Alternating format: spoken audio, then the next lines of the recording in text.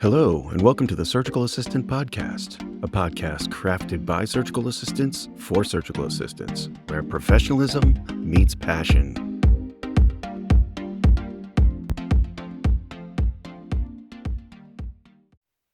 Hey, everybody. Welcome back to the Surgical Assistant Podcast. I'm John, and with me is Kelly. Hello, everyone. Welcome Hey, back. Kelly. And today we have a special guest with us, Michael Morrison, who is the newly elected president of the Association of Surgical Assistants. Michael's been an assistant for 15 plus years. I met Michael at my first conference I went to, and I always enjoy his lectures. Michael's very free and giving of his time and his knowledge.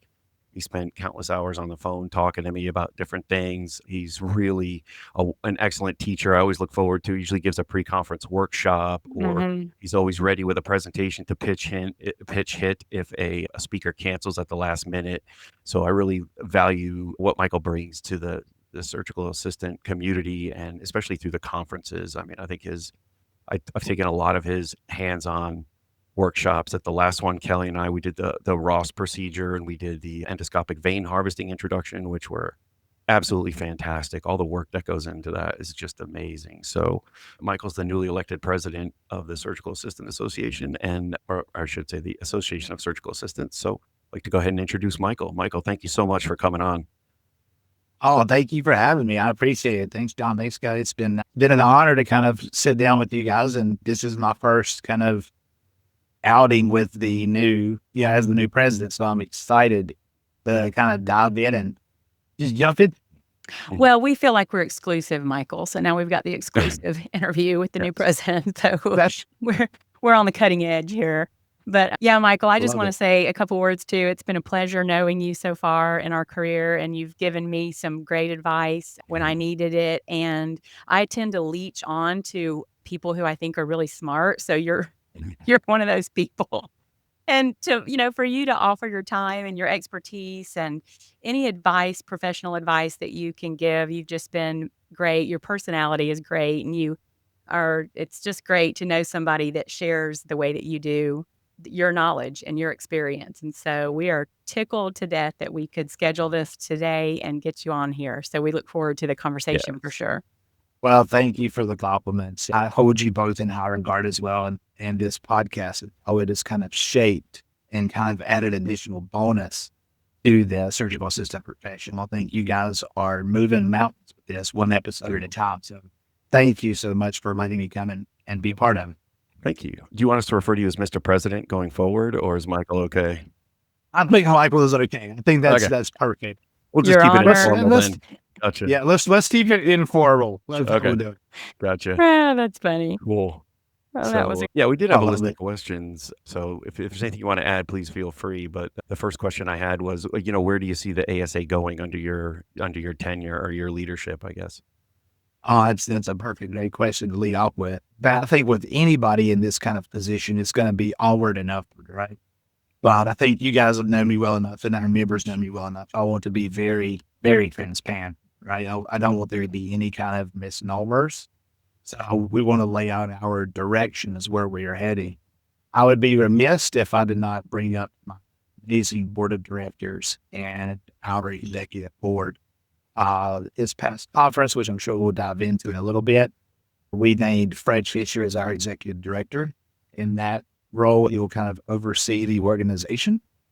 Myself as presidency, or in the president role, our vice president, which is Ivan Zamora.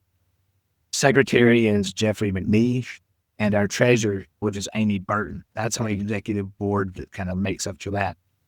Our board of directors, which we have 5, Christine Griffith, Pamela Milhorn, Ali Donata, and our 2 newest members, David Osborne and Alyssa Ellis. So with that board there, I think it's a very strong board. It's a very, very active board that we all kind of want to move this needle in surgical assisting. As far as where do I see us going? I'm so excited for this. I can't tell you. I'm kind of jumping out of my seat, really. We have instituted a lot of programs for our members and our students, our student members that we have. So one of the first things that was kind of near and dear to my heart was the FASA, right? That's the Association of Surgical Assistants. We give that award out. It's either nomination or by self-nomination. and you nominate yourself if you think you have moved the needle in the association or just within the surgical assistant practice itself. I think this past time we had 5 or 6 people, and out of those 5 or 6, we also give back to our past presidents.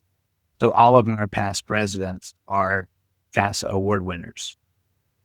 One of the newest things that actually 2 of our board of directors kind of come over, one board of director came up with it, and it's kind of taken off, is this new Scholars of Excellence program. Have you guys heard of that yet? Yeah, I've read about it. Yeah. So what this does, this is for surgical first assistant students, right? We want to kind of engage them. So that's students that show academic excellence, leadership, or advancing the practice of surgical assisting. They can nominate themselves, or a teacher can nominate them, and we give them an award for that. I think right now we've had like 2 or 3 apply. So the buzz is getting out. We're super excited about that. Another big kind of going ahead is our ASA store. We have been open now for a year, and we've seen great traction with that. For those that were not able to make the town hall meet or town conference meeting, we actually released our new logo. Did you guys see the new logo? I have not seen it. No. So we'll have to definitely share that. Which with is you. proof, Michael, that when you miss a conference, you miss Yes. things. And Yep. this is why Miss I out on say a I lot. love going to conferences, because I can't stand missing things. And I did miss this past one. So there you go. Mhm. So we have a new logo. We wanted to rebrand, refresh, but not forget where our roots were. So we took a spin off of our old logo and kind of refreshed it, if you will. Brands all the time, Pepsi, Coca-Cola, all these, they all kind of go through this rebranding. And we thought, what more of a perfect time than now to kind of rebrand ourselves, especially with all these new changes. Mhm. So we've updated all of our policies and procedures, and that was a big undertaking in itself to bet. go through every line and kind of change where we were to where we are now. The newsletter has gotten a lot of traction. We're seeing a lot of people starting to open these more Okay. in their email. So the newsletter has been coming out. One big thing here that's made, if you didn't make the conference, this is kind of a new thing. We're increasing our partnerships and our sponsors. So we have partnerships where we partner with these other organizations. This was kind of something that we wanted to lead with. So with the ARC STSA, Okay. a lot of those that don't know about those, that organization is the one that certifies the teachers to make sure that they're teaching what they need to teach. I have the privilege of going there and actually giving a lecture to their conference next week, or in 2 weeks from now. So building that partnership. The newest partnership that just hit the market, or to just be announced, we actually signed the memorandum of understanding the day before the actual conference. And this is for the ISEVH, or the International Society of Endoscopic Vessel Harvesters. Okay. Oh, cool. So what this is going to be a new gold standard, accredited gold standard for those that harvest vein. There's not really, when you go apply for a job, it's, vein harvest, show me your certificate, right? Mhm. But now what this is going to do is set those individuals apart to say, look, because there's a rigorous certification for that. You have to mail in 5 of your harvests, and they have to judge you and grade you, and then get that designation. So we're so excited to start to partner with them, and that's going to bring a whole new avenue of research to vein harvesting, to a lot of different avenues. So we're totally excited about that, because that will also lead us into other partnerships with that relationship. The International Right. Coronary Conference, that's going to be coming up in New York. I'm going to go up there and give a lecture there. Also, a big one that we kind of like the one the seal everybody wants is that American College of Surgeons, right?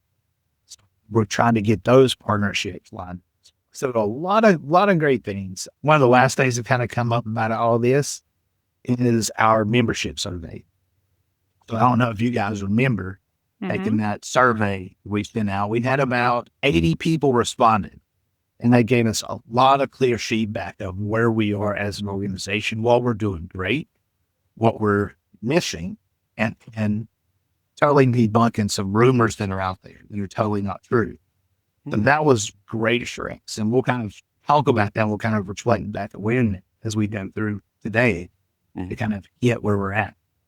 Kind of another thing I want to really, really hit home is I want to focus on our growth. Right now, we have about 527 active members of ASA, and then, or active, yes, 527. Our associate members, our NSA-Cs or what have you, that's going to be about 33. Students, we have, believe it or not, we have about 24, 26 students right now coming on board. So that gives us a total of 586 students, or 586 individuals, I'm sorry. Right. All of that fan packed, and that's kind of what where I see our organization kind of moving forward. That's being a lot of that growth. Okay. Very good. It's all exciting. It sounds so progressive. I'm excited about a lot of that. And I do want to just tail into that last that you said that I don't want to use the word I'm shocked, but I'm surprised at how many first assistants I work with that do not, and that I have worked with that are not members and don't participate in any of our organizational activities or, even keep up to date, but they're the ones that are complaining about why the profession isn't moving forward. I tried to put plugs in. I'm like, there are things happening.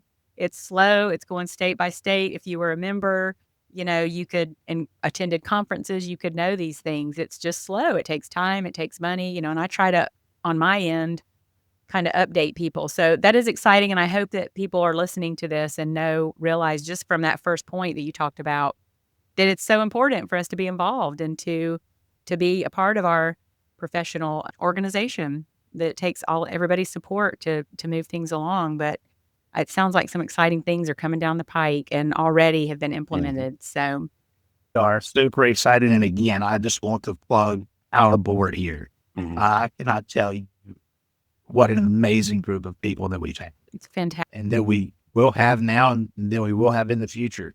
But this board here surrounding me we're a team, right? Quality. And, yeah. I'm just privileged that I can be a part of this, truly. Yeah, I'm grateful to everybody, you and everyone that serves on the board, because you're the people that are driving this forward. I really see the benefit of, being a part of a membership organization like this, especially as our profession grows. I mean, I saw the same thing happen with the physician's assistants, 2 decades ago. And we need to unite under, one banner and move forward, and promote ourselves. And I always promote that, the ASA and the NSAA, no matter what hospital I travel to. But yeah, I'm like Kelly, I'm shocked at the amount of people that reap the benefits but don't participate, and I just think they just think it's only good for CEUs. And I tell them, you're so far missing the mark if that's the only thing that you think that the ASA, NSAA, and the conferences are good for. So I'm grateful, because I know that whatever remuneration you get, the work far exceeds anything like that, because it's a big investment in your time and your effort. And I'm so grateful for you and everyone else that does that. So thank you again. And it's fair to say, Michael, that I feel like we've come through a period of, if I can use the term, turmoil. There's been a little bit of turmoil in the organization, and whether all those details can be made known or not, I feel like what we're focusing on now is the present and going forward, and kind of springboarding out of a time where we've had some challenges, and there are still challenges to be met. And I hope that you can touch on some of those things as we go through this discussion, and kind of just give people an idea of how we have generally dealt with those challenges, and what we're going to be seeing going forward with the organization. And I know at the spring conference, it was excitingly announced that we're going to have the merger between ASA and NSAA, making us a bigger body of people. And we all know there's strength in numbers. So I wondered if you could address that at all, about the merger. Are there any updates as far as that goes? And then how we're also springboarding back from, some of the turmoil that we've been through. Yeah, no, I think that's a very questionable thing to ask, right? Again, I want to believe in full transparency. So first off, I want to kind of like change the narrative here, right? We're not necessarily merging, Okay. but more of forming a new organization. Okay. Right. Whenever you merge, you always, there's always a give and get, and it can always be one side or the other. Whereas this is more, we're forming a new organization. Okay. Yeah. All right. So kind of a little bit of back history with that. I think, history is very important. I think you kind of need to know where we were and where we are now.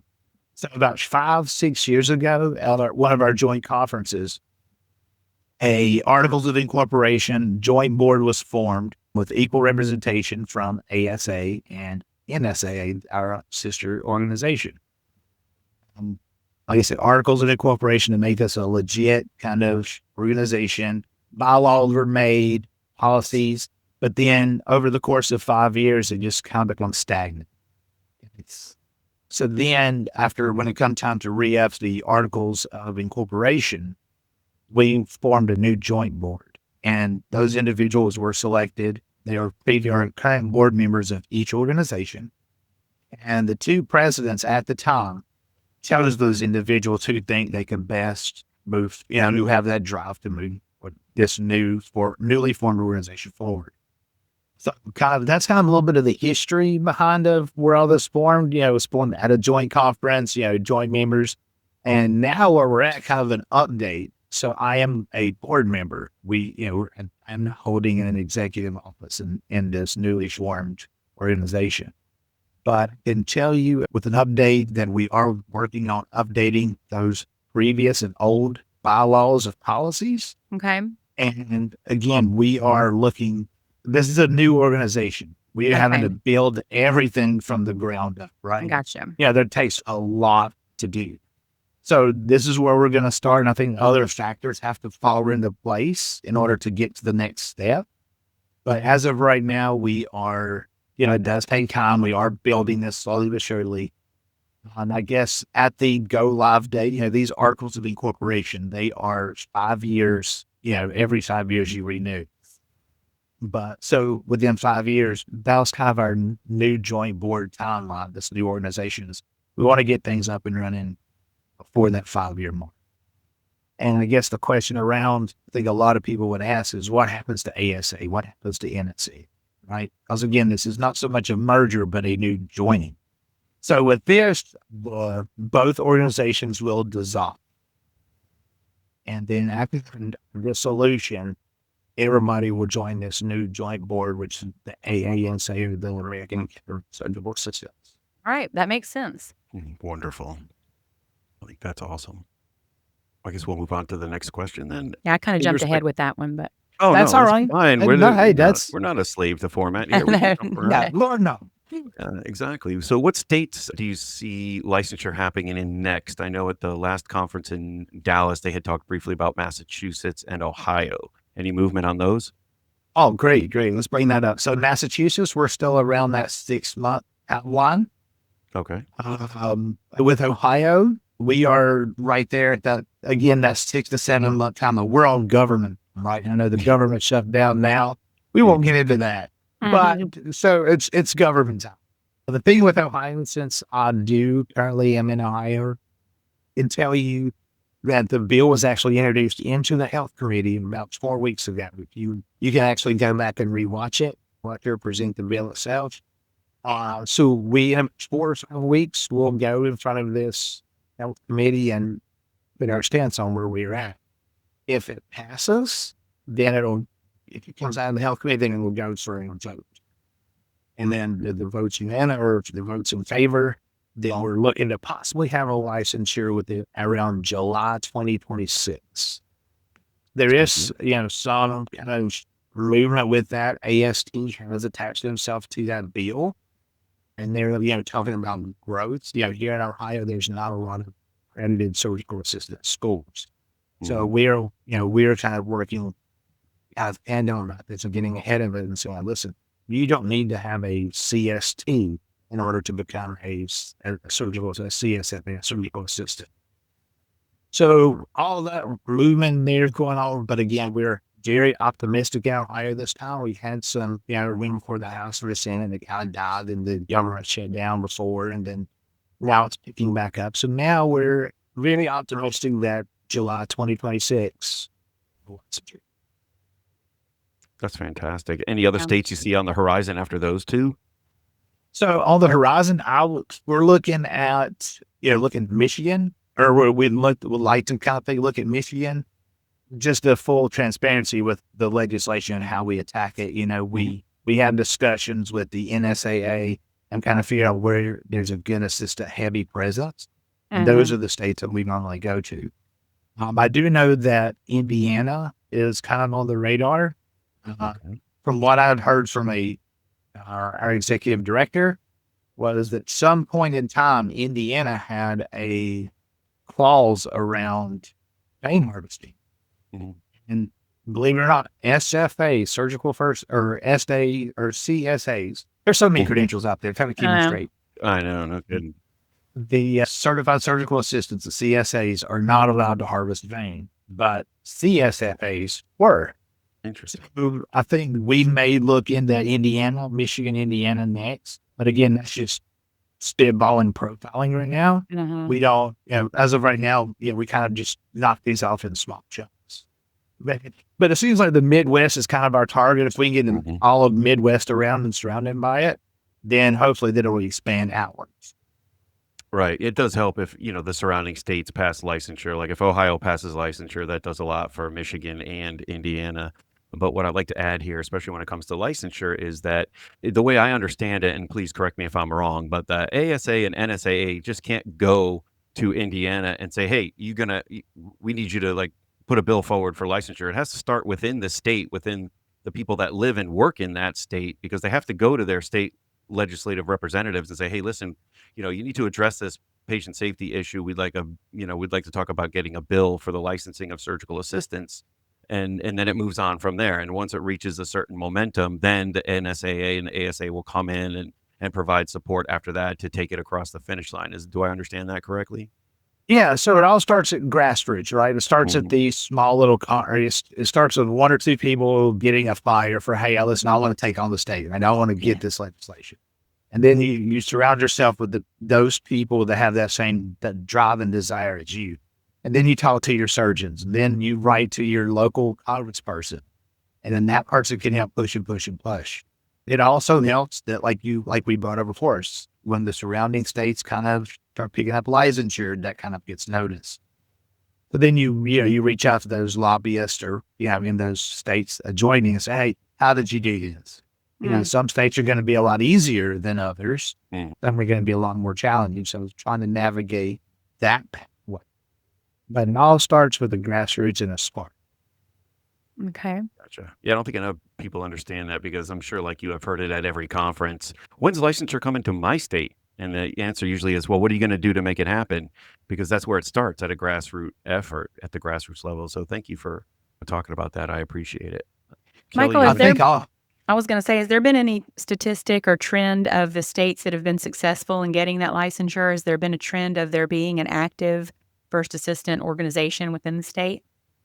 There are some states that do have an active surgical assistant small group. Florida, there's no licensure there, but there's a group there. Michigan does have a small subset as a surgical assistant group there. I do think it is helpful. I don't think, to my knowledge, Ohio has a big presence of that. No, okay. We don't have a true surgical assistant form, but you do have a lot of movers and shakers here now. A lot of bigger names on the NSAA side, as well as, a lot of people wanting to get involved. Okay. So that's that's a great question. Yeah. So it takes just people stepping up and being loud about it, really, the squeaky wheel, so to speak. You do have to get, you have to go start with true grassroots. It starts with you, and then getting a surgeon involved or multiple surgeons saying, hey, look, we see the need in this, right? The licensure thing, it's not about, here's the main key. People think of licensure for money. Bingo. That is the complete false. Right. You have to show proof of why legislation is important for patient safety. Right. You have to hit that home to them. If you sit there and say, well, it's about money in my pocket, falls on deaf ears, right? But if you say, well, hey, look, you know what a surgical assistant does in your operating room? You know, they're taking vein if you're a cardiac person, or you're manipulating the uterus, or you're doing whatever in robotics. It doesn't matter what specialty. And then you say, then you follow that with, that person could do all that and they're very great at their job. But you know what? They don't need a license to do. Right. That's where you have to show proof of, has there been any incidences of this happening? Is there, and I'm sure there are, somewhat not just from surgical assistants, but from nurses, from scrub nurses, to whatever, or how a surgical assistant intervened and saved a patient's life, or was instrumental in doing whatever. That's what these people will need. Okay. Exactly. All right. Well, good. That gives us good food for thought on that. And man, from a money perspective, listen, although we all know, right? Yeah, yes, it will help us in our change purse. But not say change purse, not our wallet. Right. It will help us in our change purse. But, that is not why you pursue legislation. Right. Exactly. And I think I heard Greg talk about it once. He said licensure ties your hands as much as it frees them as well. But I think licensure is definitely where we need to move for our profession. And I'm grateful again to you for doing what you do to move that forward. And also to Sari Murray, who is, on the NSAA. I worked with her at a hospital I traveled to. Great person. She had just graduated and came back to the hospital I was working at. She's a great lady, great person. She does a lot on the NSAA side. And I believe she did testify at that committee the last time it went up for licensure. So I'm really grateful for, what she's able to do. And people like yourself. So thank you very much. Good. Yeah. Absolutely. Kelly, you want to ask the next question? Yeah, we're just going to talk about the fall conference. We kind of kicked off the discussion with coming off the fall conference that was just now. And I appreciate you guys letting us vote on what venue we preferred, and the virtual format won out. And so we had that virtual conference, and I want you to discuss, Michael, the pros and cons of having a virtual conference. And also, do we plan to make that a staple, or are we going to, are you just going to kind of plan to play it by ear and see what format? Are we going to continue to have 2 conferences a year? To kind of just discuss the conference format going forward and how that's going to happen. Oh, perfect. So yes, let's start with this past conference, right? So this past conference, we had an amazing lineup. They guys came together last minute. We had approximately around 80 something people. At one point, we thought we saw like 84. So what we did is, at these conferences, we give away like prizes to, make sure that you keep people engaged, right? To give back, show that ASA gives back. We give away a free ASA textbook. We did a free ASA conference. We gave away a couple of gift cards to the store. And then we decided this year we're going to do something a little different. We're going to take how many ever participants show up, and we're going to turn that into a dollar amount and give them a gift card. So I think we had somewhere around 84. So we were like, what, let's just round that up to 100. So we had some great giveaways there. Our speaker list, we covered a lot of things. We start off with our business meeting, as we normally do. We had lectures on pain syndromes and thoracic surgery, organ prolapse, C-sections. Then we had the round table, right? That was kind of over lunch. We let people have about a 30-minute lunch. We brought them back and we ask your questions. This is your chance to ask us. And we feel like that is super important. This is your chance to kind of tell us where we are, where we're not, and what we need. So after that, we did an outsourcing with the Lewis Airline, did that. I gave a quick lecture of advancements in endovascular cardiac surgery. We had to talk about medical mission, because I think that's an area that we kind of want to, but kind of forget about, right? Yeah. What's your role in that? Then we had anesthesiologists come on and talk about the perioperative resuscitation. What do you do in an emergency? Nice. And then we kind of closed it out with a normal business meeting with lectures. So going back to your question about virtual conferences. So right now, our conferences for the time being are going to be, yes, we're going to kind of stick with that virtual thing. That is shown to be very successful. And let's be honest, it is profitable, right? And we can try and take that profit and invest it in our future with legislation or whatever, what have you. Some limitations virtual, I think we'd be remiss if we didn't. We're removing that network noise. And I remember seeing like you guys, each of you at some different points in time together and separate at these conferences. And that kind of removes that networking aspect, right? Hey, like, where are you guys at in your career? What are you doing, right? Your restaurant because you're on a waiting or a person. You're restaurant on the hands-on workshop. So that's additional CEUs that you're not going to be getting. Right. So that's, just a couple of those limitations. However, let's look at on the advanced side. From a budgetary standpoint, it's cost savings. I don't know if you guys have any experience in party planning or conference planning, but I can tell you, finding a location, reserving rooms and lots of rooms, also on the extra. Then you have everything you don't think of. Dinner menus, early entrees, or how many proteins, how many foods. Gosh. Believe it or not, it gets down to the cost of AV to have a PowerPoint set up. They charge you for the projector, the screen, tables, floors, chairs, how many tables. They charge you for a power strip or an easel. Wow. So for right now, the near foreseeable future, I think our call conferences will be virtual. Now, with that said, I would like to start, since out of the workshop too, I do have some connections out of the US. Let's see if we could do like standalone workshops where sometime, listen, you want to do a simulation workshop? Well, we get to contact this hospital or we go and you do a simulation. Now, again, that is hosting current sales, but that does provide some extra ones on CEUs. So, like I said, there is that give and take.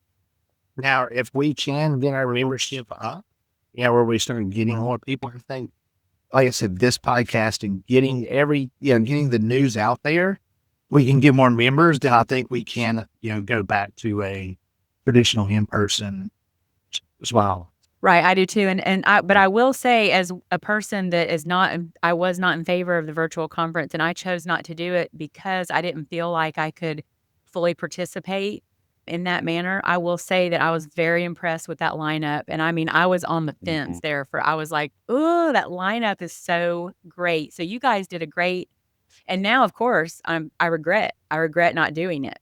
So, but going forward, knowing that that's going to be the plan. And you know what, Michael? I think that's a good hybrid approach because most people can't do 2 in-person conferences a year. And I do feel like we've got to have a balance. And I think that's a great hybrid approach to do it. But I'm so impressed with the lineup that you guys had. And I know I missed out on some quality material and quality talks. And so I look forward to Atlanta, but as well, I'm already looking forward to next fall, and I'm going to make sure that I overcome whatever challenges I have doing a virtual deal with. I'll go to therapy about it. I don't know. So the thing with the virtual conferences is, it brings up a whole, although it's very beneficial, right? It does bring up its share of kind of nuances, right? Mm-hmm. I would love to. We actually looked at, I think it was last fall, about possibly having a fall conference, but doing what keep me do was your word. Do an in-person conference, but also make it virtual. Right? So we had explored the option of hiring somebody to come in and video it and do live feeds and stuff like that. And you wouldn't believe the cost of that. It is quite expensive. And this was a friend of mine who does AV for the hospital I'm at right now. He's like, listen, I can do the best preferred rate, but this is it. And that's with it. And then that's later on getting a copy back where you have like an in picture with, the PowerPoint presentation with the picture of the speaker. So it does come with its limitations. And, having these things recorded, right? I think that was, one of the questions we'll just jump to it real quick was, let's say you're at one of these joint conferences, and you're taking a lot of notes, the speaker's clicking through real quick and you can't seem to write or keep your train of thought while you're writing. That's me. So always the question, me. It's all of us. It's not just you. Yeah. But yeah, the question always is, can we make these available for us, right? Because these are live CEs, once they're done talking, they're not live, Right. Okay. right? So if you wanted to kind of claim those afterwards, then they're just regular CEUs. So what we're thinking, what we're looking at in our vision ahead is we are building this CEU bank, if you will, and all these lectures will go into that. So yep, and we'll probably dive into this at some point about the CEUs, but that way we'll have a bank available to Okay. us. So they're there. Yeah. Now, I did come up with this wild idea this morning. This was very new. This was not run by the board, so this is hot off the press. This is a me thought. We'll see how it goes, right? Listen, you're at these conferences, you're rushing to take notes, right? Most speakers have their presentations sent in ahead of time, except for the random ones. So what I would like to kind of see doing, I'm going to take this idea back. So you got to hear before you have from the board. Okay. I would love to we have like these ASA flash drives, and then you purchase an ASA flash drive. We'll load all the conference material on there for free during the conference, right? Then, because you can always just put in a file and drop all of them and then moving over. We'll just charge if you buy the flash drive from us, do it for free. And then if you bring your own flash drive, it'll be like a $10 technology charge or whatever. You have to do a technology charge. It's kind of anytime you move electronic data, trust me, I know. You have to do a technology Mandatory. charge. Yes.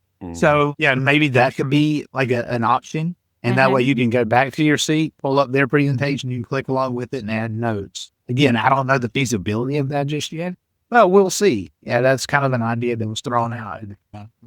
Yeah, I think that's a great option. I mean, because I've been asking for years, I've been asking you and other people if there's just like you can put the lectures themselves on the website or in a Dropbox file or something, not for CEUs, but just for people who want the information that can't, like myself, can't write fast enough or you lose my train of thought because they're moving faster than the PowerPoint, which I get, I understand. But, only speaking for myself, I saw a lot of drawbacks to the virtual format. A lot of it was, like you mentioned, the in-person, the networking, the hands-on workshops, which I thoroughly enjoy. However, though, now after stuff you've just talked about and seeing other conferences I've been to, I can see the benefit of having a virtual conference. Number one, people don't have to expense to travel. That's wonderfully expensive accommodations, and people who normally are unable to do that because it's cost prohibitive can do that. But I know that when I went to the Maddox conference for the first time, they do a live simulcast as well. Now, granted, there's a fee. It's prohibitive for us to do that at this point. I understand that. However, I'm sure, I don't know what host you use for the virtual conference, but if you can record the conference and then put it on the website for people to purchase at a later date at a discounted rate, you may not get the CEUs, obviously, because it doesn't count as a live lecture, but you at least can attend all the lectures and get all the information from it at a discounted rate than you normally, or whatever how you want to do it. But at least, like you said, you can build a bank of those conferences and those lectures, because I think I would that's love just that. an Yeah. invaluable resource that we need as surgical assistants. Yeah.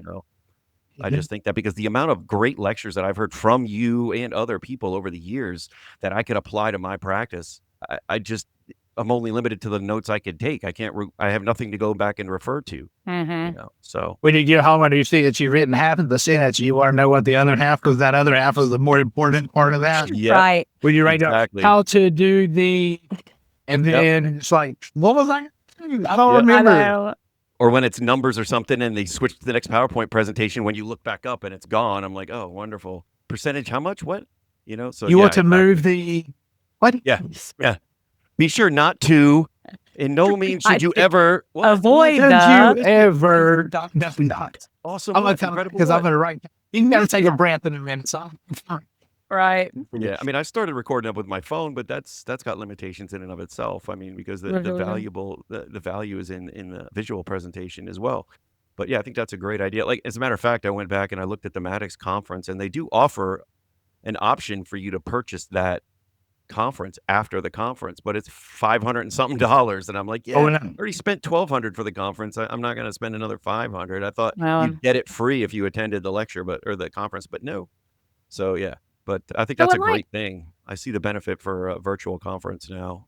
Michael, you may or may not know about this, but when a church, like a big church, live streams their service, that's not the same thing, or are they spending lots of money to do that, or So it, whenever a live stream happens from like the churches or big gatherings like that, they normally own the proprietary software for that. okay, okay, A lot of churches are just now kind of picking up on that. I watched my church on Sunday mornings from in North Carolina. It started off of being a Facebook Live. That's why like they're holding the camera. But yeah, there's certain cameras that are like software that's licensed to them, and they pay a fee for it like once a I year. see, okay.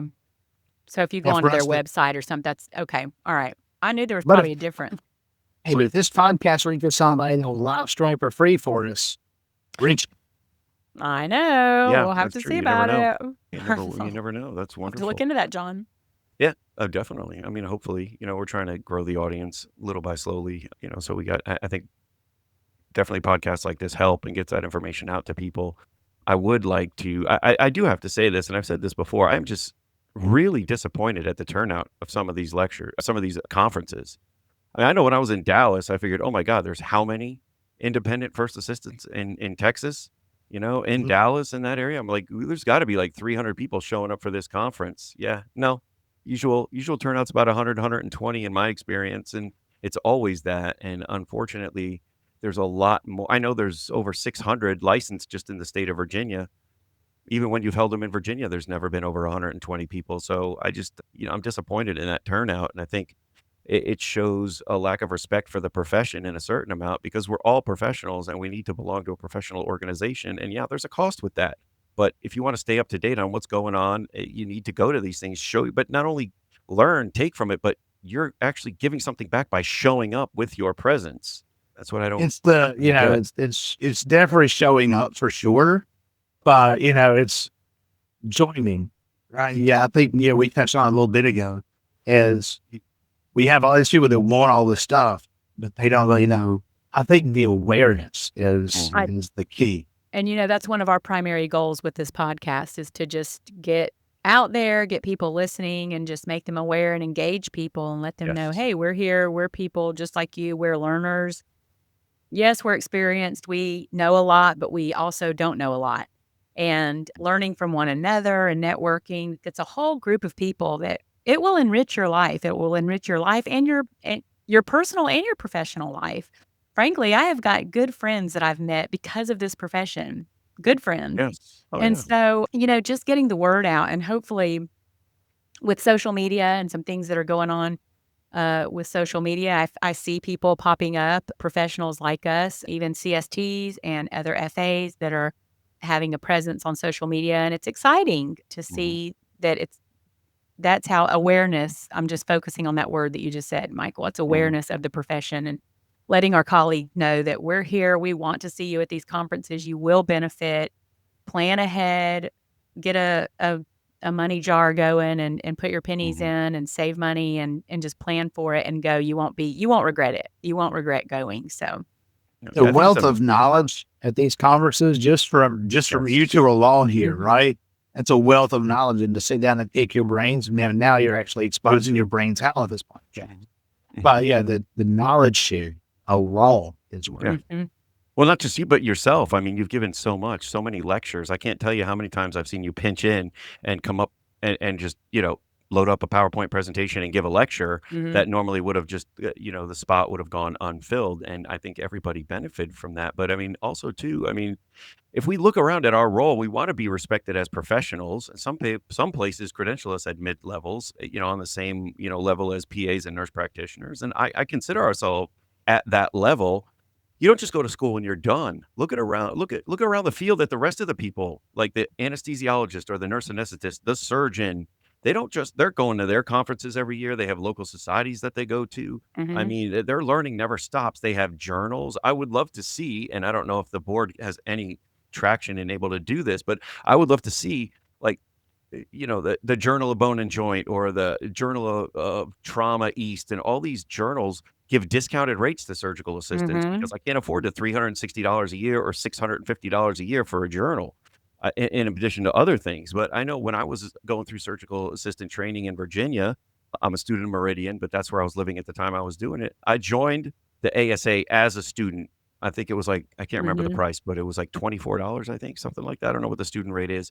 I joined VASA, the Virginia Association of Surgical Assistants. That was $12 for a student membership, and I could go to the conference that they offered, the workshops. It was great. I joined the NSAA as a student member. I mean, those are benefits that you can take advantage of as a student, Mm-hmm. for a nominal fee. It's not prohibitive, So, and I think that if you're going to be a professional, consider yourself a professional. You need to stay up on this. You need to stay invested in it. And Mm-hmm. that's the way to do it. Being a member of your society, whatever that is, and keeping up on the latest trends. And that was one of the reasons that Kelly and I wanted to start this podcast, was to, keep up on the latest things that are coming out. Things are changing rapidly with robotic surgery and other things. I just think, you can't consider yourself a professional if you don't do these things. Agreed. Going back to what you just said about the journals, and you have your, the Bone and Joint, you have your, all these other different journals that are out there. If you actually log in through your institution, if you're in an institution that has, you can get those for free. So you don't have to come out of pocket for that. Now, if you're an independent out there, yeah, that makes it a little hard for you, but that is an option. I'm gonna They check. have I'm gonna check on that. Yeah. please do. Kind of going back what you're saying, awareness and recognition. Mhm. We have done a lot as far as ASA and the grassroots. We reached out to grassroots to say, look, we kind of made this dual rolling. You don't really hear about that much anymore, right? We made so much progress. And there's still some hospitals out there that do that. But, we're slowly eliminating dual roles. So again, this is this hard we can see. The lowest level. And they go up. Worse. Again, plus, in order for you to move the needle or look and be considered as that AP level, you have to grow your roster. Yeah. Right? One thing that I think you guys did on our previous podcast is going to your supervisor and say, hey, look, I want to be able to do this. Let's create a competency for this, right? Going to your lead APP or the hospital. What do we need to do to be considered? Because again, a lot of hospitals do consider us APPs. How Mm-hmm. can we get into this? I know they have an APP week and all that. And then, like you said, aligning yourself with the resources like the journal, podcast, Castle Generate, the guidelines on our website. And believe it or not, we have recommendations and guidelines for you. And Webster, we support you, Bristol. And the facility telling you, y'all, the ASA, your membership organization says, listen, you can do this if you meet these requirements. So we break into this APP or, direct you reach in things like starts at your facilities, starts there. And then APPs go, then to your managers, respond to serving support, where you get other serving system support, and then third cell, you've got state assembly and you got legislature. Right. Mhm. Yep. So it's carrying yourself I as agree. that and elevating yourself, Michael, is what I hear you saying, and educating others, making them aware, and going through the proper channels to do that. What are some of the immediate challenges you see facing you for the profession, for surgical assistants in general, for the organization, however you want to approach that? What are some of the immediate challenges in the next couple years? So as we go immediately kind of broaden out, at this last meeting, we announced that since our separation from AST, we have had this management company, and then now we have actually in a couple of days, we'll actually be separating from the management. So Okay. what does that look like? We're going to this platform growth. So, and this is going to be a platform I think we're all like super, super ecstatic.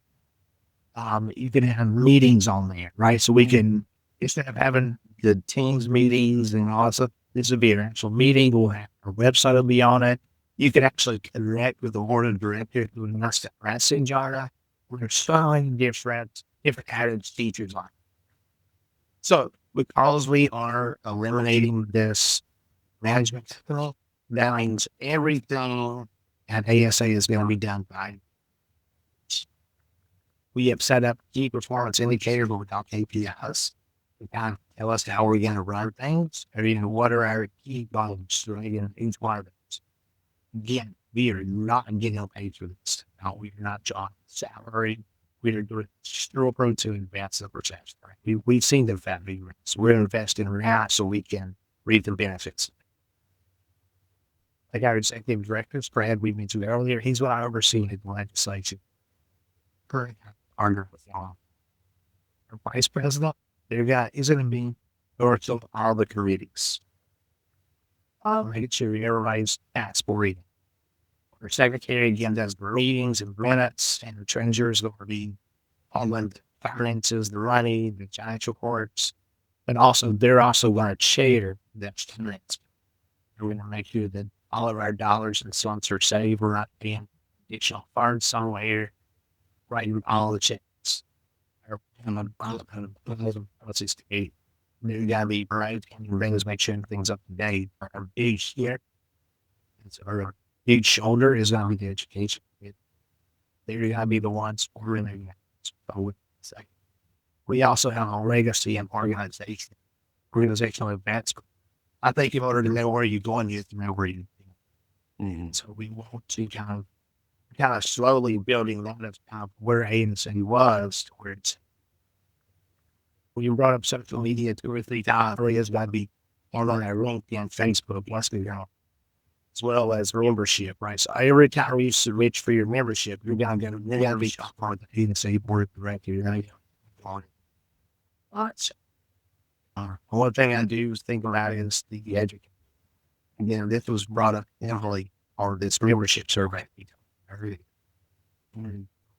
Constant theme. So one of the things it leads into is this education. Again, this is a big, huge proponent of it. And again, this is from the membership survey. This is what you guys were asking of us.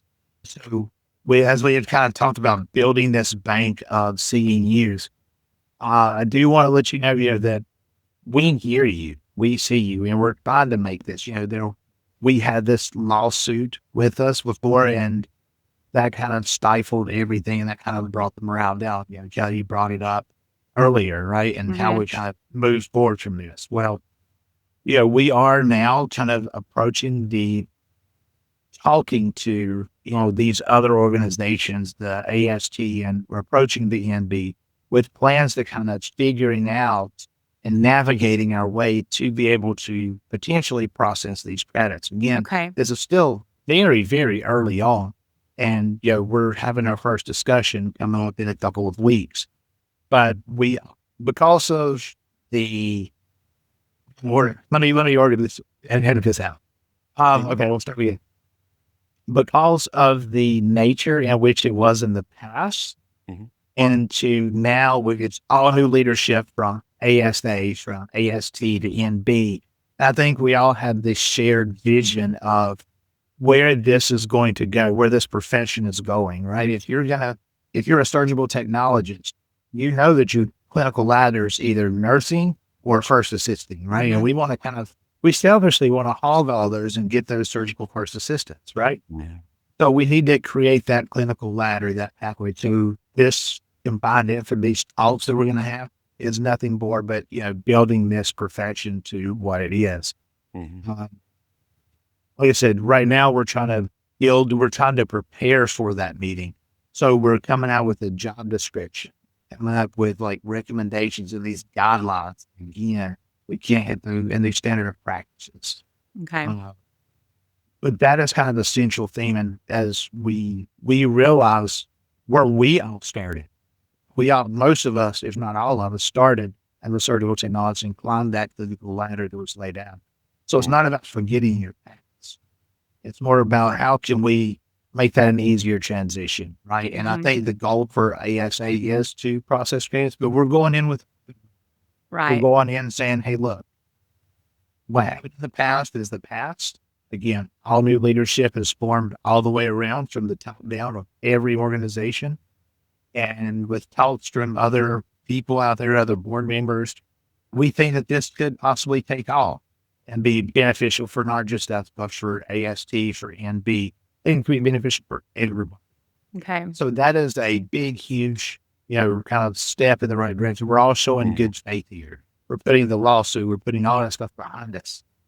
Hey, this is what's best for the profession. Right. And in the meantime, we're going to continue to obtain our CEUs in the way we have been and renewing our certifications in the way you have been. And it's carrying on business as usual that way until we hear any different advice or mandates. So that's good. I'm glad to know that that's moving forward and that you guys are moving forward to potentially find a solution. I mean, we all, want streamlined. We all want to do it the easiest way possible. And if we're members of ASA, we would love to be able for all that to be under the same umbrella, and let's just get our CEUs through ASA. That makes sense. But it's so much more complicated than just that. And we all need to kind of have some patience and, give some grace and other people are doing the work for us and we appreciate it. And in the meantime, I'm going to carry on. I just renewed my certification in August was my time. So I got that done and I'm glad to be set for another 2 years now. That's excellent. Yeah, that's always kind of an area where you forget that it's coming till it's right there at it, right? I know. It's like, I have to fill out this form and then mail this form over. Yeah, I think a lot of people don't know is if you do come to these conferences or you participate in these conferences and you are a member, all of that gets directly sent over to the AST for you, so you don't have to pay that fee, right? It's in your conference. But if it's not or you're not a member, then you have to pay that extra money. You have to fill out those extra forms. So again, like I said, we're going into this, with just talks, trying to repair that relationship that was there, and try to again move this whole needle forward. Good. Yeah. I'm grateful for that. I'm grateful for the, for the work that you and the new people are doing, because fortunately, that's what it takes sometimes is, new leadership just to leave that old institutional thinking behind and new people with new ideas. And I had heard that early on when things were starting to take shape, that we're talking behind the scenes at the last conference in Dallas. And I think that's wonderful. I think the pool is big enough for everybody and, we're all in it and our intentions are all the same. They're all patient focused. So we can all come together and find common ground and move forward from there and leave all those, past issues behind. So I'm really grateful for that. Thank you. Yeah.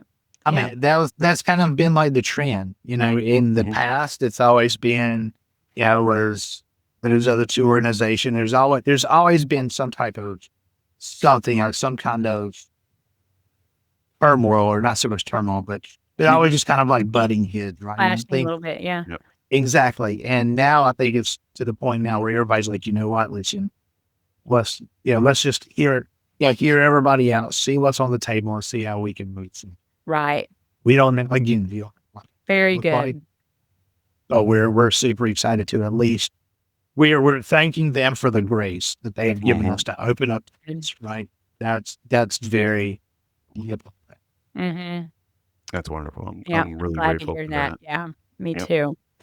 Well, that covers all the questions we had. Michael, is there anything you wanted to add or leave us with today? Again, I really do appreciate what you both have done here. I remember when you guys were talking about the concept of this, we had a conversation a few years ago about and what you guys are doing and for the profession itself. It's not necessarily, you don't have to hold up right to move the needle. Again, we talked about the spreadsheets. What you guys have done, Right. And you have sparked interest. You guys are creating this platform. It thrills me beyond belief. Know what you guys are doing. People that are tuning in and listening on their morning. So I applaud both of you. I know both of you personally. I know both of you professionally. Say thank you enough for doing this. And I hope at some point you can have me back on again. This has been amazing. will, I because would love to. there's a Yeah. lot more to pick your brain about for sure. I mean, there's a Yeah. whole other I want to. subject we need to address Yeah. with you. We want to bring So you back on and talk about cardiac surgery in don't worry. specific, specifically about vein harvesting and such, Yeah. because you're such a Let's good resource schedule for it. that. Yeah. Yeah, We definitely. will. The great thing is too, Michael, I just want to say, and for our listeners too, there are so many topics that we have in the pipeline right now that we want to talk about that are just going to be so Mhm. beneficial. The interview formats have been great. I mean, we've just been, bringing people on and Yeah. it's been helpful. But then I'm telling John, I'm like, we've got all these other things we had lined up too. There's Yep. just so much to talk about in this profession, and it's fantastic. I mean, we see no end in sight. I mean, it's just going to go on and on. So Yeah. again, just really to benefit those first assistants that are entering the field, CSTs that are thinking about becoming, anybody that's thinking about becoming a first assistant, and veteran first assistants. We're trying to target all those different levels of first assisting and bring relevant information and material to them. So that's our goal. That's our only Yeah. goal. There was nothing Just out there. promise me, Mhm. promise me that you guys will not leave the OR to do this full time as of yet.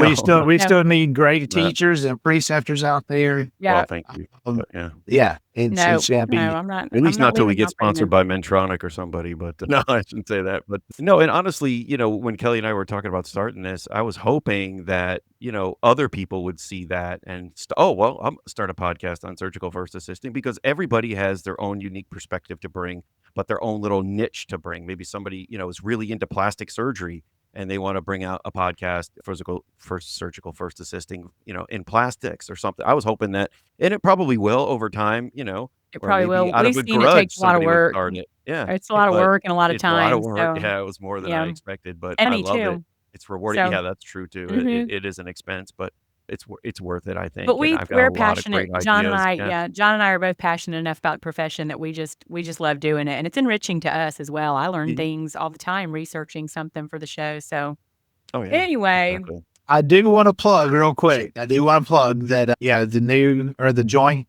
ASA conference is coming up. It's Yes. going to be in Yeah. Atlanta. Maybe you guys could do like a little podcast from down there. I would love to kind of see what's. we're going to It's try to best. set that up this time. Yep, we're going to try to set it up this time. Yeah, we We'll try talked about to. it before, but logistically it's a lot, and I like to go to a conference as an attendee and not have to worry about, streaming live or podcasting or whatever. But we're open to it. We can definitely talk about it and see what kind of things we can bring and what we can do. We'll talk Yeah, I about it. think that- I think there's a way we can do it and still benefit from the conference. Yeah, Mhm. Try to get on the hotel Wi-Fi. but yeah, Yeah, we'll exactly. That's That's right. fine. Love to We'll interview definitely the be there. vendors. We'll be there Talk for that about what one. products they have. Maybe interview some of the Mhm. presenters. I think it would be wonderful. Okay. Yeah. Yep. We can And go that way it from kind there. of shows what the conference is about from your perspective, right? That's right. It's not just, Mhm. you're not a paid. You paid to be there, so you're Right, not, right. That's right. You're not a paid Yeah, sponsor. unbiased. Yeah, we could do a behind the scenes kind of thing too. Yeah, good idea. Mhm. I hadn't thought about it like that, but great Yeah, idea. we can do little vignettes. Yeah. There's a Yeah, whole that's yeah, wonderful. we'll have to talk about that, John. But yeah, thank you, Michael. We appreciate Michael, you. thanks. I appreciate Thank it. you guys. Thanks again. I appreciate what you're doing. Thank you. All right. Thank you, Michael. And everyone, just please like, subscribe, whatever you can do to help the show Mhm. grow. That will help us. If you comment, all the good things to help the algorithm. We appreciate you, and we'll see you next time. Thanks. Thank you for joining us today. We invite you to like, comment, and subscribe to our podcast.